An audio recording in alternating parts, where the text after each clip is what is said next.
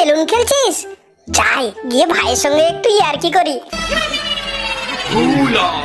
এ ভাই একটা বেলুন দে না রে। না, আমার বেলুন আমি দেব না। ও বেলুন দিবি না? দাঁড়া একটা বদমাইশি বুদ্ধি বের করি। আইডিয়া!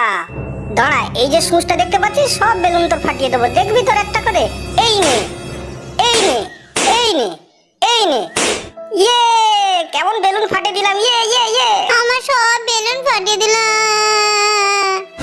এ বাবা, তোমার সব বেলুন ফাটিয়ে দিল, কি হবে এবার? দাঁড়াও, আমি তোমাকে একটা সুন্দর জিনিস বানিয়ে দিচ্ছি, কেমন?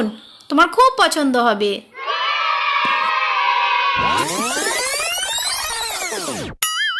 মা, খুব সুন্দর হয়েছে, থ্যাংক ইউ মাম্মা। মাম্মা, দিদি আমাকে মেরেছে। কি মেরেছিস? কিভাবে মেরেছিস? এইভাবে মেরেছিস? কেন মেরেছিস? বদমাইশি করছিলাম।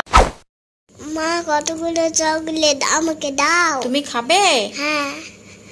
তুমি কি চকলেট খাবে? ডেরি মিল্ক খাবে? না।